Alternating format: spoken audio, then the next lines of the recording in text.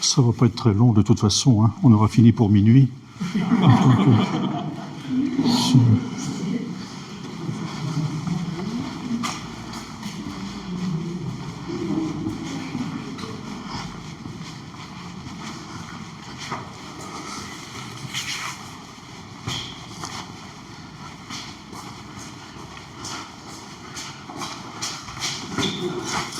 Voilà, vous serez mieux assis, puis après vous pourrez vous déplacer pour les voir de plus près.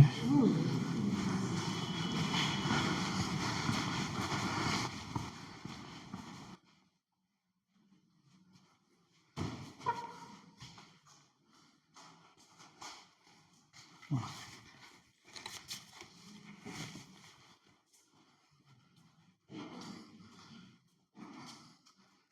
On va retourner, oui, ce serait plus.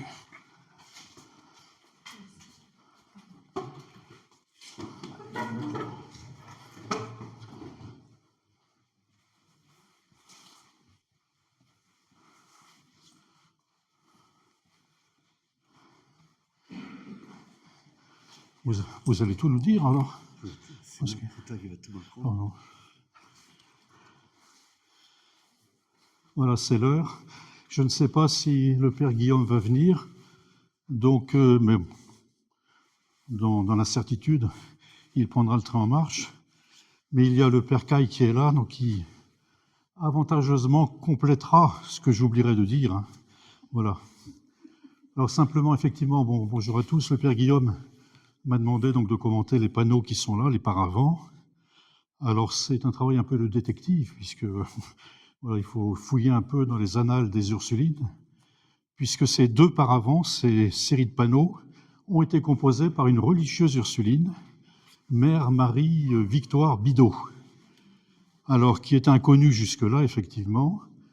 Et c'est l'occasion en même temps de rappeler à Saint-Paul la place qu'avait la communauté des Ursulines autrefois, puisqu'elles sont parties il y a une vingtaine d'années. Vous savez que Saint-Paul, donc autrefois, était une ville de couvent. Il y avait le couvent des Carmes.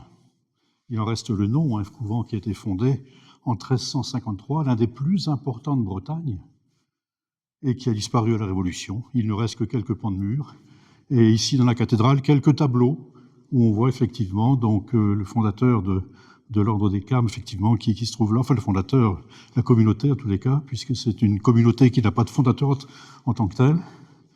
Il y avait aussi le couvent des Minimes, fondé au XVIIe siècle, par quelqu'un qui est enterré là, d'ailleurs, ici à cet endroit-là, et dont il ne reste pas grand-chose, une statue de Saint François de Paule, le fondateur de l'ordre des Minimes, dans la cour du collège Sainte-Ursule, une rue, la rue des Minimes, et puis quelques tableaux également dans la cathédrale qui évoquent cette présence donc religieuse des Minimes. Et puis l'autre, alors il y avait aussi le couvent des Capucins, bien sûr, hein, à Roscoff, qui a fermé dans les années 60 et quelques. Hein, il reste encore la vieille demeure des Capucins, la vieille maison, avec ce grand figuier que certains ont connu peut-être et qui malencontreusement donc a été coupé, a été rasé.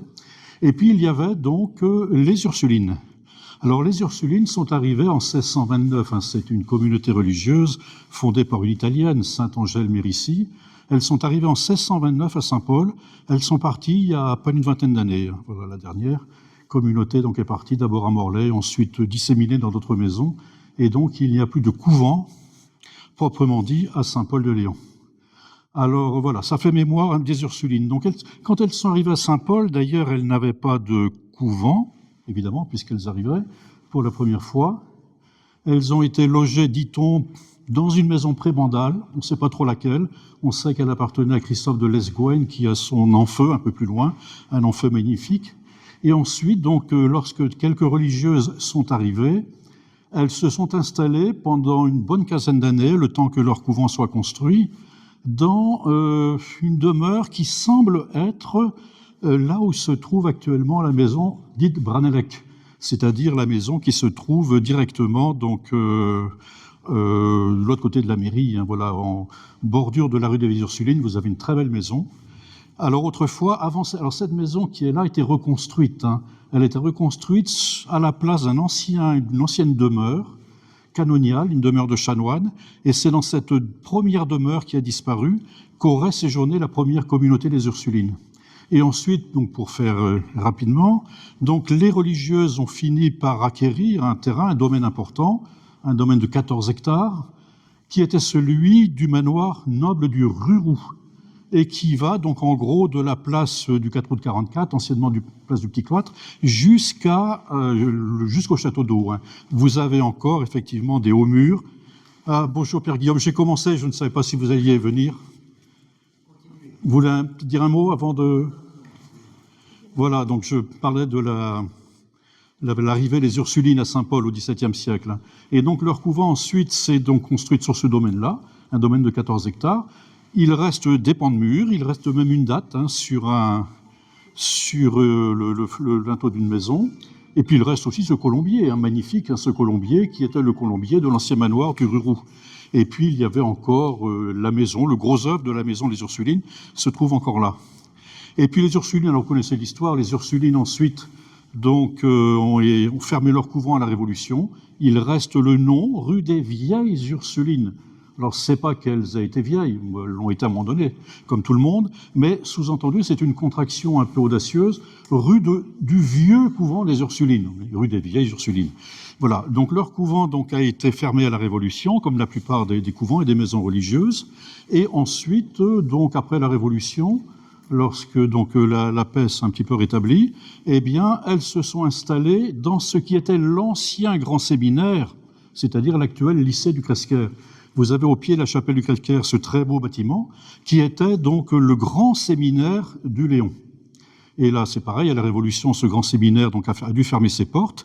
Et à ce moment-là, donc, il n'y a plus de séminaristes.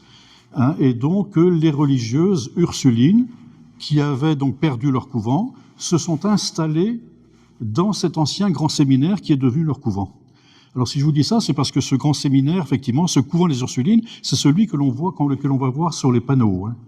Voilà. Donc, elles sont restées un siècle à peu près dans ce couvent, jusqu'en 1905, où là, c'était la loi de la séparation de l'Église et de l'État, donc loi très, j'allais dire, qui a fait beaucoup de bruit un peu partout, mais également dans la région, puisque ici, on raconte même qu'il a fallu, les soldats ont forcé les portes de la cathédrale, il fallait faire les inventaires, à tel point qu'on dit que même les fidèles qui s'étaient donc entassés ici ont dû leur secours en passant par un présumé souterrain qui se passerait par là. En tout cas, c'est ce qui est raconté dans un journal parisien, si vous allez le consulter sur Internet, le Petit Parisien de l'époque, qui raconte cet épisode.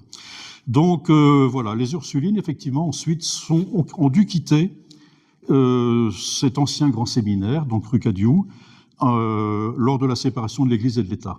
Là, elles sont parties quelque temps en Belgique, à Montigny. Elles ont été chassées, elles sont exilées, donc comme beaucoup d'ordres religieux.